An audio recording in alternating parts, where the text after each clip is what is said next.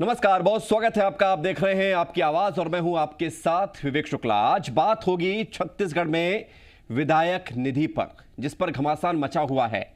BJP विधायक निधि पर सरकार पर सवाल पूछ रही है। सरकार से टीकाकरण की तैयारियों को लेकर सवाल दागे जा रहे हैं। उधर सरकार कांग्रेस विधायकों के द्वारा दी जाने वाली विधायक निधि जो स्वेच्छा से उनके द्वारा दी गई है, कहा गया है, इस पर बचाव भी कर रही है। चर्चा होगी आज इसी मुद्दे पर, बहस होगी, खास मेहमान भी हमारे साथ जुड़ेंगे। लेकिन चर्चा के लिए सीधे रुख करते हैं, हमारे सहयोगी मृदुल शर्मा हमारे साथ जुड़ रहे हैं।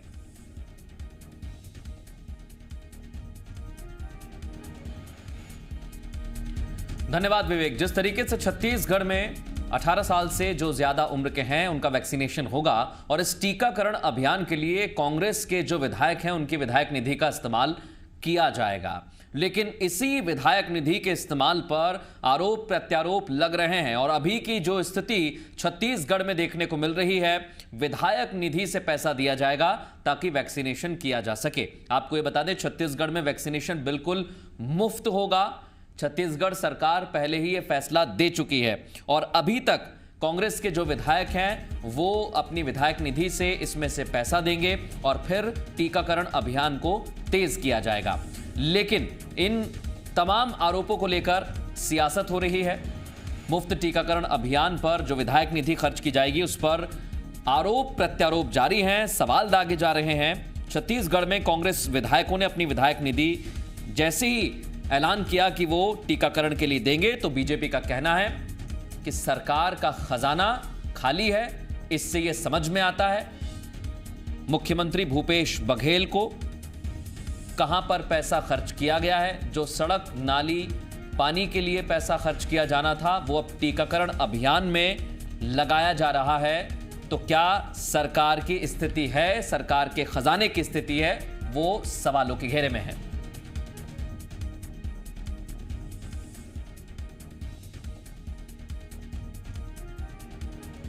विधायक क्या जनता के बीच में मुंह लेके जाएंगे। आज विधायक कहीं जाता है, जनता उससे डिमांड करती है कि मुझे 5 लाख रुपए का ये भवन बना दीजिए, सड़क बना दीजिए, नाली बना दीजिए। विधायक बिंदास होकर ये सारी घोषणाएं करता है। निश्चित रूप से ये दुर्भाग्यजनक है। सरकार को बजट में प्रावधान करना चाहिए। बजट में प्रावधान करने के बजाय विधायकों से राशि ले रहे हैं, ये दुर्भाग्यजनक। में महामारी का संकट है, महामारी की आपदा है। इस आपदा में तो भेदभाव मत करिए, राजनीति करने के लिए बहुत समय है। आज आम आदमी की जिंदगी बचाने का सवाल है, रोड और नाली का सवाल नहीं है। जो रोड और नाली की बातें कर रहे हो, आज पहली प्राथमिकता होती है कि आम आदमी के जीवन को बचाएं और जो बीमार पड़ रहे हैं, जो कोरोना संक्रमित हैं, उनके जीवन की रक्षा करने के लिए अधिक से अधिक उनको मेडिकल फैसिलिटीज दें। और तमाम सवाल अभी नहीं पहले भी खड़े हुए हैं, चाहे पीएम केयर फंड हो या फिर सीएम राहत कोष। इस मसले को लेकर छत्तीसगढ़ में पहले भी राजनीति होती रही है और अब विधायक निधि का मसला भी सियासी फेर में उलझ गया है। सीधे रुख करेंगे, दो खास मेहमान इस समय छत्तीसगढ़ से हमारे साथ जुड़ रहे हैं। सुरेंद्र शर्मा हमारे साथ जुड़े हुए हैं, अध्यक्ष हैं कृषक कल्याण परिषद के, कांग्रेस का पक्ष रखेंगे हमारे साथ। और हमारे साथ रजनीश सिंह जुड़ चुके हैं, भारतीय जनता पार्टी के विधायक हैं। दोनों का बहुत स्वागत है। सबसे पहले मैं सुरेंद्र शर्मा जी आपके पास आ रहा हूं, क्योंकि सीएम राहत कोष जो कोरोना को लेकर शुरू हुआ था उसमें भी पैसे आए थे। अब भारतीय जनता पार्टी का कहना है जो काम क्षेत्र के विकास के लिए पैसे दिए जा सकते हैं विधायक निधि से, उस काम से अगर टीका लगेगा तो फिर विकास के काम कैसे होंगे? देखिए, ये तो प्राथमिकताएं अलग अलग समय में अलग अलग ढंग से तय की जाती है। आज जो परिस्थितियां हिंदुस्तान की हैं, आज जो परिस्थितियां छत्तीसगढ़ की हैं, ऐसी स्थिति में हमारी प्राथमिकता लोगों को स्वास्थ्य सुविधाएं उपलब्ध कराना है, उनके प्राणों की रक्षा करना है। कोरोना के संकट से छत्तीसगढ़ को और हिंदुस्तान को मुक्त कराने की जो प्राथमिकता है वो छत्तीसगढ़ सरकार की प्राथमिकता में है। और इसमें छत्तीसगढ़ के तमाम कांग्रेस के विधायकों ने स्वेच्छा से अपने विधायक निधि की राशि को इस कोरोना संकट से निपटने के लिए, वैक्सीनेशन के लिए प्रदान करने का वचन दिया है, प्रदान कर पहल की है। ये बहुत ही स्वागत योग्य है। और मुझको तो एक बात समझ में नहीं आता कि हर बात पे, हर विषय पे चाहे इन परिस्थितियों में कोरोना से निपटने के लिए जिस तरह के प्रयास छत्तीसगढ़ की सरकार कर रही है, उसको संबल देने के बजाय, उसको बल देने के बजाय, उसको आगे बढ़ाने की बजाय भारतीय जनता पार्टी हर बात पे आलोचना क्यों करती, ये बात समझ में नहीं आती। बेहतर तो ये होता कि ऐसी संकटपूर्ण स्थिति में जो बचे हुए जो जी हाईकोर्ट ने भी कहा है कि व्यवस्थाओं को दुरुस्त करें आप, यह हाईकोर्ट ने कहा है सरकार से। निश्चित रूप से कहा है, ठीक कहा है। हाईकोर्ट ने कहा है कि ये देखिए क्या है कि जिस तरह से अचानक भयानक ढंग से दिन दुगुना रात चौगुना के हिसाब से कोरोना के संक्रमण बढ़ा और जिस तरह की आपातकालीन स्थिति पैदा हुई, तो निश्चित रूप से इस बात को स्वीकार करने में मुझको कोई आपत्ति नहीं है कि जो संसाधन हमारे पास होने चाहिए वो संसाधन की कमी है, उस संसाधन की कमी थी। उन्हीं संसाधनों को पूरा करने के लिए, व्यवस्था को दुरुस्त करने के लिए सरकार निरंतर सचेष्ट है और माननीय उच्च न्यायालय ने भी अगर इस बात पर चिंता व्यक्त की है तो कोई आश्चर्य की बात नहीं है। हिंदुस्तान का कोई भी समझदार आदमी, कोई भी समझदार संस्था, कोई भी व्यक्ति इस वक्त यही चिंता करेगा और इसी बात की प्राथमिकता भी इसी बात को रखेगा कि मनुष्यों की जो जिंदगी है उससे ज्यादा बढ़कर कुछ नहीं है। तो व्यवस्था को दुरुस्त करने की आवश्यकता है, व्यवस्था को दुरुस्त किया जा रहा है और इसी परिप्रेक्ष्य में मैं रजनीश जी से भी इसी को लेकर सवाल करना चाहता हूं। रजनीश जी, जो स्थिति इस समय आप देख रहे हैं प्रदेश की, जब इंसान बचेंगे तभी तो विकास होगा, तो वैक्सीनेशन ज्यादा जरूरी है ना सर इस समय? विवेक जी, हम सिर्फ आज के संदर्भ को देखें और थोड़ा उसके पीछे चले जाएं, जो कोरोना आया है 2020 में, उसके बाद लगातार हम ये चीज को सब देखें तो इसमें जो व्यापक परिप्रेक्ष्य में यदि हम बात करेंगे तो कोरोना आने के बाद अभी तक केंद्र सरकार ने हर क्षेत्र में मदद की है। मैं उसका एक एक लिस्ट गिना सकता हूं और 10 बार पत्र भी सब राज्य सरकारों को दिया गया है कि सेकंड वेव आएगी, इसकी वेग ज्यादा हो सकती है, हम अपना इंफ्रास्ट्रक्चर सही रखें। अब जो विधायक निधि और जो बात आ रही है उसमें छत्तीसगढ़ सरकार के 1,05,000 करोड़ का बजट मार्च में पास हुआ है। 2020 में भी लगभग 95,000 करोड़ का बजट पास हुआ था और उस बजट में आप अध्ययन करें तो जो मूलभूत सुविधाएं हैं, चाहे बिजली, पानी, सड़क, स्वास्थ्य, शिक्षा, कितना कितना राशि दिया गया है, 2020 की बात कर रहा हूं, देखेंगे और धरातल में देखेंगे तो 1 साल का बजट कहां गया, किस क्षेत्र में लगा, कहां विकास हुआ, कोई नहीं बता सकता कि कहां गया हो। अब 2021 में आ जाइए, 2000 में 1,05,000 करोड़ की बजट ये प्रस्तुत किए हैं और उसमें तमाम प्रकार की चीजों को रखा गया है। स्वास्थ्य को हम लोग बार बार बोले हैं कि बाकी चीजों को आप काट दीजिए, जो यदि लगता है तो स्वास्थ्य का बजट बड़ा रखिए, लेकिन इनके द्वारा बार बार विधानसभा में सरकार के द्वारा कहा गया है। रजनीश जी, आपका सवाल ये है कि जो बजट आया था उसका इस्तेमाल ठीक तरीके से नहीं हुआ, आप ये कहना चाह रहे हैं? मैं आ रहा हूं विवेक जी, आ रहा हूं उसमें थोड़ी से 1 मिनट के अंदर में। तो जो इस साल का बजट है उसमें हम लोग कहे थे कि बार बार हमारे वरिष्ठ नेताओं ने विधानसभा में कहा है कि बजट में स्वास्थ्य के क्षेत्र में अभी की परिस्थितियों में और ज्यादा दिया जाना चाहिए। भले से आप किसी सड़क में काट दीजिए और क्षेत्रों में काट दीजिए, लेकिन नहीं दिया गया। अब दूसरी बात, विधायक निधि के अभी हमारे शर्मा जी बता रहे थे कि कांग्रेस के विधायकों ने 2-2 करोड़ दे दिया है। वो दबाव में दिए हैं कि स्वेच्छा से दिए हैं, वहां तक तो ठीक है, लेकिन आज का जो आदेश निकला है योजना आर्थिक सांख्यिकी का, जो MP MLA लैंड देखते हैं उनका, उसमें पूरा 182 करोड़ रुपया को वापस ले लिया गया है। 182 मेरा करोड़ एक छोटा मतलब सवाल है रजनीश जी, क्या विधायक निधि पे ये लिखा हुआ है, विधायक निधि पे ये लिखा हुआ है कि इस पैसे से सिर्फ पानी आएगा या सड़क बनेगी? नहीं, हमारा जो प्रश्न है, देखिए विवेक जी, हमको समझना पड़ेगा, विधायक निधि में कहीं पर नहीं लिखा है, जनता के मूलभूत जो और अन्य आवश्यकताएं होती है उसी में देते हैं। लेकिन वैक्सीनेशन के लिए कांग्रेस वाले तो 70 बोल दिए, हम लोग जो 20 है अन्य दलों के, वो तो अभी न पूछे हैं न बोले हैं, उनका पैसा ले लिए। और मैं बार बार ये प्रश्न करता हूं तो कोई जवाब नहीं आता कि लगभग 500 से 600 करोड़ रुपया शेष का, जो सिर्फ कोरोना के लिए लिया गया था 2020 में, उस राशि के बारे में सब एकदम इस प्रकार से खामोश हो जाते हैं, कोई बोलता नहीं कि आखिर वो राशि खर्च हो गई। यही सीधा सवाल मेरा सुरेंद्र जी आपसे है, जो 500 से 600 करोड़ रुपए आए थे वो कहां चले गए, जो आपको विधायक निधि के पैसे की जरूरत पड़ रही है? देखिए, जो ये समस्या आई है, ये इतनी विकराल है और इस विकराल समस्या में जिस तरह से तमाम तरह की व्यवस्थाएं करनी पड़ रही हैं, रायपुर से लेके तमाम पूरे छत्तीसगढ़ के जिलों में कोविड सेंटर की स्थापना करना, बेड की स्थापना करना, ऑक्सीजन की सप्लाई करना, ऑक्सीजन की स्थापना करना, तमाम किस्म के इंजेक्शनों की व्यवस्था करना, इन सारी चीजों के लिए अब ये तो विधायक जी का अधिकार है। विधानसभा में जब प्रश्न विधानसभा का सत्र होगा, उस समय पूछ लेंगे, एक एक शब्द का एक एक चीज की जानकारी मिलेगी। इस राशि का कितना कितना किस किस मद में खर्च हुआ, इस बात की जानकारी मुझको तो नहीं है। मैं विधानसभा में हूं नहीं, मैं पार्टी का प्रवक्ता हूं। ये इनका अधिकार है, विधानसभा में पूछेंगे। हमारे अभी रजनीश भाई एक बात कह रहे थे कि दूसरा वेव आएगा कह के माननीय प्रधानमंत्री जी और मुख्य प्रधानमंत्री कार्यालय से एक पत्र जारी हुआ। सुरेंद्र जी, मैं आपको रोकना चाहूंगा। हर प्रश्न का जवाब क्या आप विधानसभा से ही देते हैं? हर प्रश्न का जवाब विधानसभा से तो मिलता नहीं है सर। हर प्रश्न का जवाब विधानसभा से नहीं मिलता, मगर जिस प्रश्न का जवाब जिसके पास होगा उसी के पास मिलेगा। मैं ये कह रहा हूँ शर्मा जी,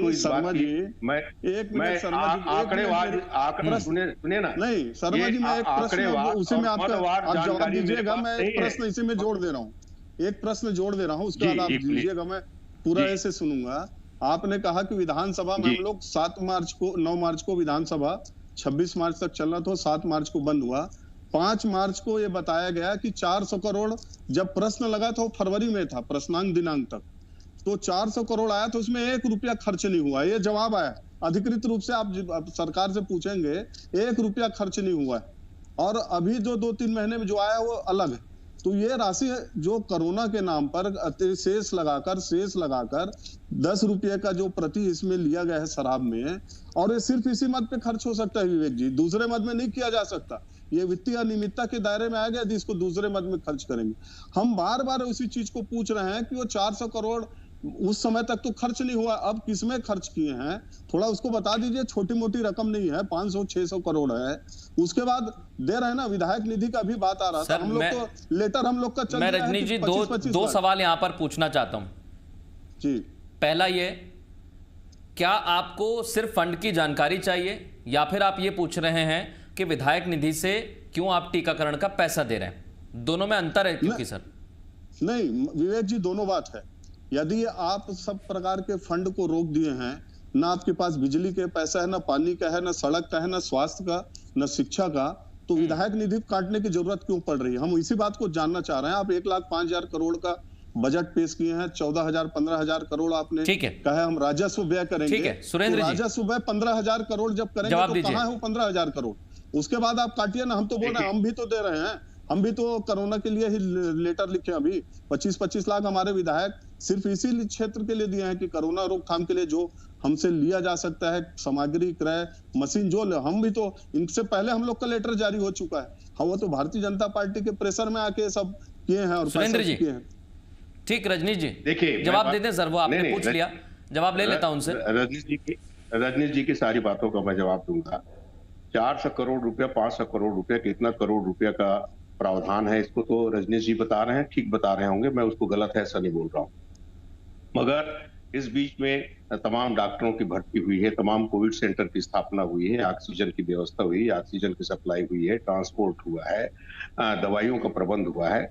इसके मदवार व्यय के बारे में विस्तार से, जैसे कि मैंने कहा, मैं अभी इसके मदवार व्यय के बारे में विस्तार से जानकारी देने की स्थिति में नहीं हूं। मगर जैसे जिस तरह का महामारी है, जिस तरह का संकट है, उससे निपटने के लिए छत्तीसगढ़ सरकार पूरे प्राणपण के साथ आप अगर ऐसी स्थिति में नहीं होंगे जी, तो फिर हाईकोर्ट जब सवाल पूछता है कि आप व्यवस्थाओं को दुरुस्त करें तो वो सही कहता है।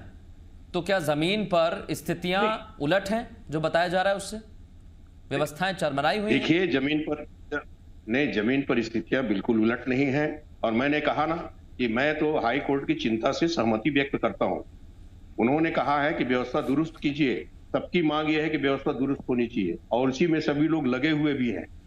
बात दरअसल ये है कि ये जो समय है इसको राजनीति के लिए उपयुक्त समय नहीं कहा जा सकता। आरोप प्रत्यारोप की बात करूंगा तो अभी मैं बहुत सारी बात कह सकता हूं।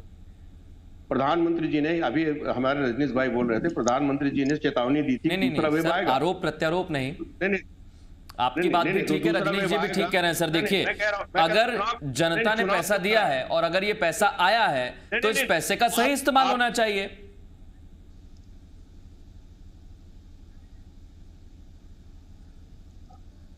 ऊपर हत्या का अभियोग लगना चाहिए।